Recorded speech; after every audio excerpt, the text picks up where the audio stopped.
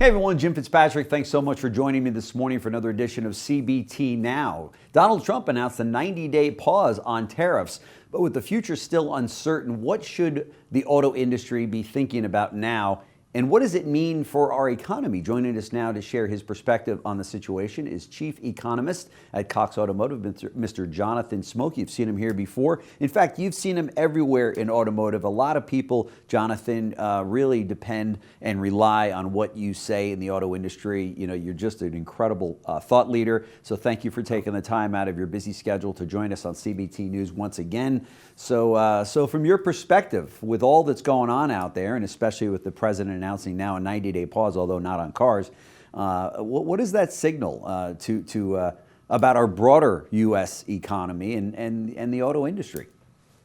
Well, if anything, it just emphasizes the uncertainty that we're all facing. That was generally good news that we received yesterday, because we're taking a step back from what appeared to be very aggressive global trade war, just escalating to a point that it didn't necessarily impact the auto market directly, but put a much higher probability that we'd see a recession both in the US and globally. And that's really the biggest risk that I would highlight that dealers and the auto industry more broadly is facing for the longer term. So the more we can avoid that kind of self-induced mistake, the better off we are. But we're still, as you said, it doesn't change the auto picture. And so we're still dealing with the fact that starting last week, we have a tariff on almost half of the vehicles that we sell that are imported, and we're in the early stages of seeing that. And what I've shared and am telling dealers is really be braced for what is going to be a roller coaster ride. And in the short term, it's all good. It's all incredibly good across every department at dealerships. The problem is this sales urgency is not going to last when we start to actually see those imported vehicles with the tariffs really influencing prices and changing the demand dynamics. Sure. How does this differ, this crisis that the dealers are living through or will be living through, how does this differ from COVID? Because I know a lot of people have compared this to COVID and said, hey, we made it through that and we're okay. And in fact, through COVID, as you know, sales went up, profits went up to all-time high. How does this differ from that kind of a crisis? Yeah, I'm hearing the same comparisons, and especially initially, there are a lot of aspects of this that are eerily similar, including the time frame Yeah, that's that right. this March. is Yeah, unfolding. yeah. But the circumstances are absolutely different and will be different as we move down the weeks and months this year. If you think about it, back in 2020, we had over $4 trillion that were coming to people through stimulus. We're not getting that this time, Right, and right. and very likely we won't even see the Fed respond if there's trauma. And speaking of that, we had interest rates back then that were all-time That's lows. right. For auto loans, right now we're flirting with 25-year high in interest rates and crazy volatility as well, given what's happening in the bond market. So all of that to me spells an environment that the demand is not likely to last. Because you had a booming housing market, you had an economy that was recovering rapidly, you had a consumer in a advantage position from a job market perspective back then. A lot of job hopping, a lot of people moving to places because they didn't have to commute to work every day. All of those things really created even more vehicle demand, and yet we were supply constrained. The only similarity this time is we are supply constrained, and we have an artificial element that's increasing prices, not just demand, versus supply. So I think it's going to play out very differently down the road. We do expect, as I mentioned, sales are clearly jumping. I mean, Auto Trader this Saturday set an all-time record for the number of leads that came through the platform, No kidding. and that speaks to the Of demand course. that is existing at least in the near term. But as a result, we're seeing prices go up. We're seeing discounting decline. We're seeing incentives decline, and the used car market is now starting to react as well.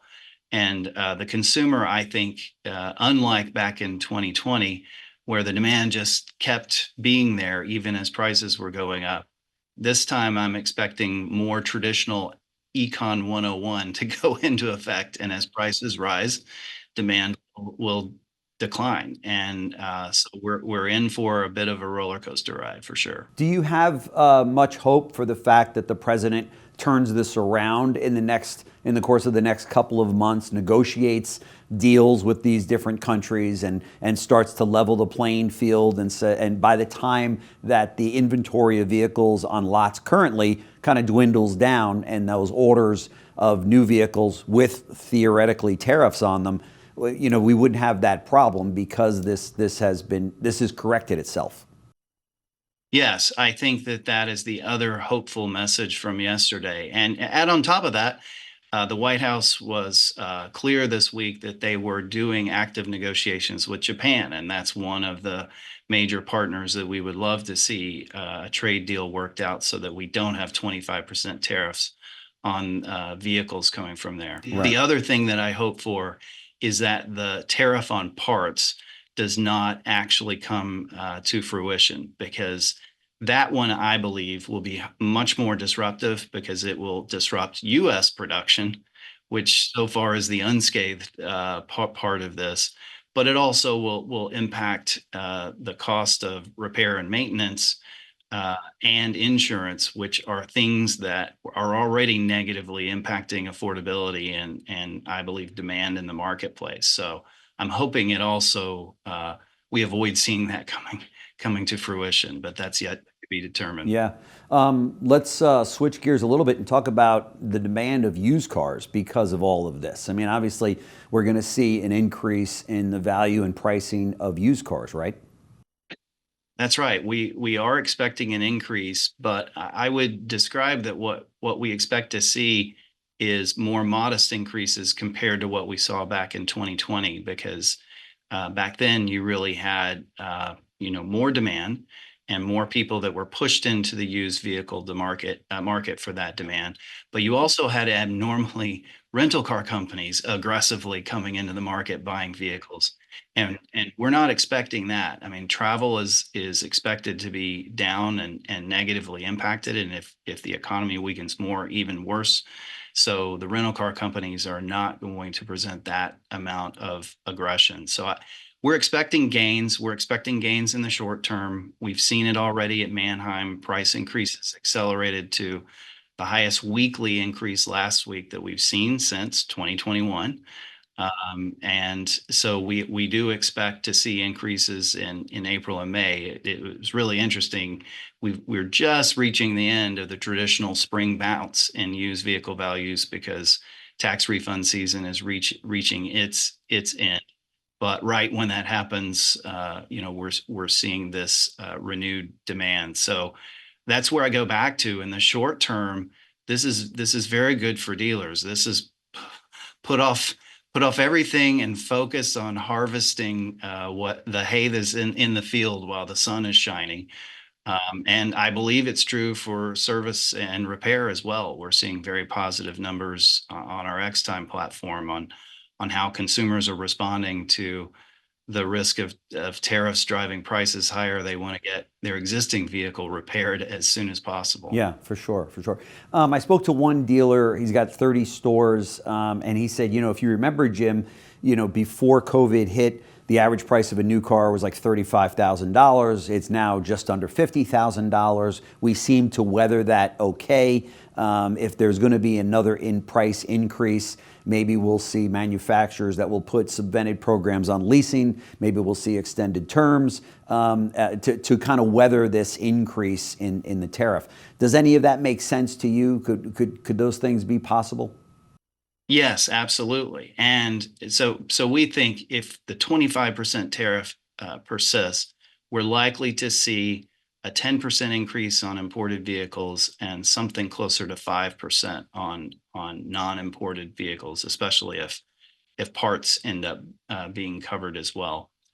So clearly, if it's less than a 25% tariff, then it's less of an increase, and I start to be a little less concerned. The most worrisome part of this is that the tariff on imports basically means that the most affordable vehicles are impacted, as well as the luxury end of the spectrum. I'm not worried about the luxury end being able to handle a 5 to 10% increase, because agreed, leasing Right. and other things are going to step in to help. And oh, by the way, a huge part of this, besides leveling the playing field, is about keeping taxes low and lowering tax rates permanently. And who are the very people that are benefiting from that would be the people who are buying the luxury vehicles. So I'm not worried about the economic problem there. I am worried about the affordable end of the market, because it effectively would price out the viability of most of the models that are priced under $30,000 today. Right. I don't know what you're hearing. I know that you work with a lot of dealers all over the country and dealer groups and such, and they count on you. But what I'm hearing from my position here at CBT News when I interview dealers, surprisingly, is yeah, let the president do what we voted him in to do. This has to take place. I interviewed Senator Bernie Moreno, and he said that this is also a national security issue. We have to do this. The support among the dealer community for President Trump in this space of tariffs is surprisingly high. Have you found that to be the case? And what are your comments on that? Yeah, I would say there's support, or at a minimum understanding of the reasons why we're doing it, and an openness to essentially find the way to navigate it. And I am confident, the most important lesson we learned from COVID is that dealers do find a way to handle what is presented to them, and actually improve things as a result. So I think we'll have those opportunities. I just warn people not to expect the exact same dynamics Right, right. that we had back in For 2021. all of those points that you pointed out, which are spot on. There's no question. No, we don't have trillions of dollars getting sent to consumers and such, and that's a big thing. The interest rates obviously is a big factor as well. We're dealing with much higher rates. That's all very, very understandable. In terms of the manufacturers, we've seen Mercedes-Benz that came out and said we're going to try to hold prices the same. Do you think we will see other manufacturers coming out with an announcement like that? Yeah, I think we're seeing varied strategies, and some of those strategies reflect really the level of impact that they have. So the luxury importers like Mercedes and BMW are in that more. We're going to absorb this. We're going to handle the price. Dealers keep selling with the dynamics you have. Then at the other end of the spectrum, you have Ford, which is one of the best positioned manufacturers to have competitive advantage in this situation, because the majority of their vehicles are not impacted by the tariffs.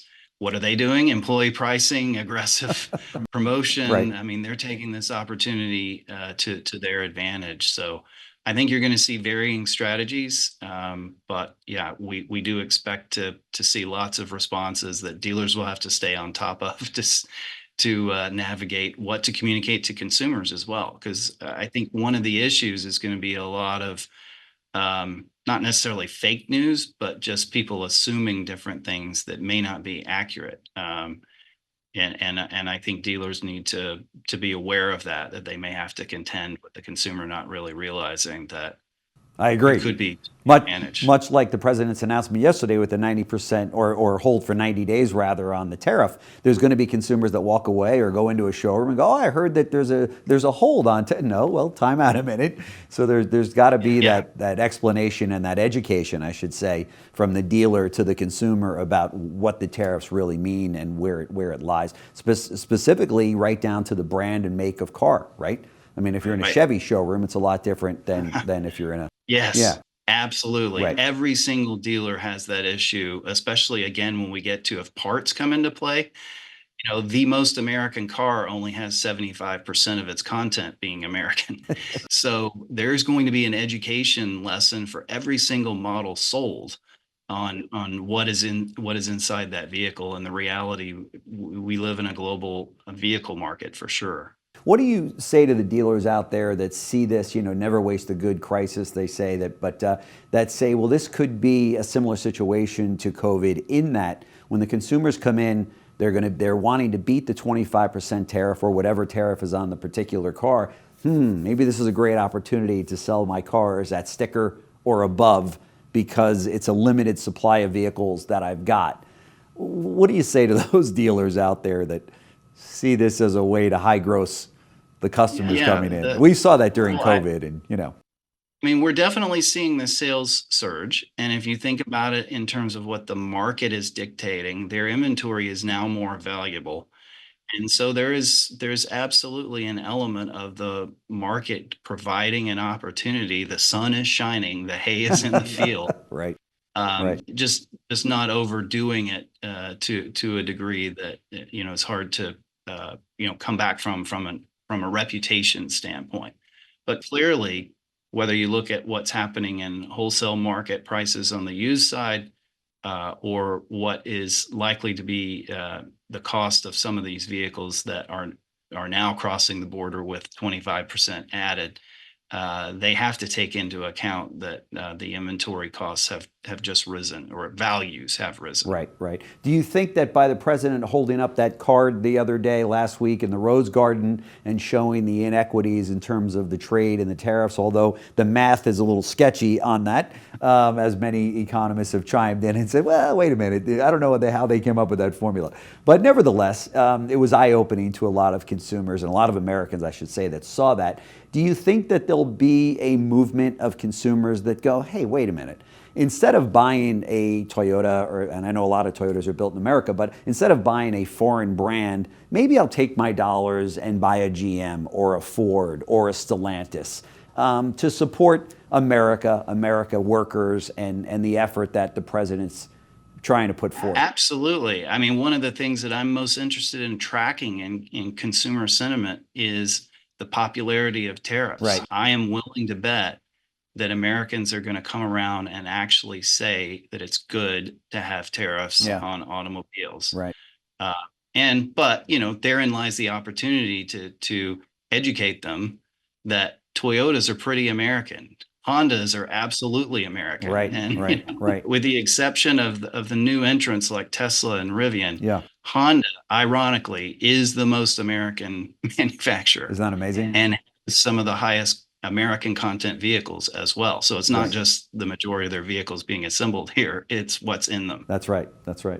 Well, Jonathan Smoke, Chief Economist at Cox Automotive, thank you so much for stopping by CBT News. I very much appreciate it. As I mentioned, a lot of dealers really listen to what you have to say about this. And any final thoughts to dealers and what they should be focused on?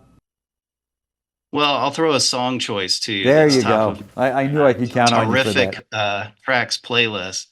It's REM's "It's the End of the World as We Know It," and I Feel Fine. That should really be in the back of dealers' minds that, look, the rules have changed. It is the end of the world as we know it, but you're in pretty good shape. So exactly, we'll navigate this together. I love it.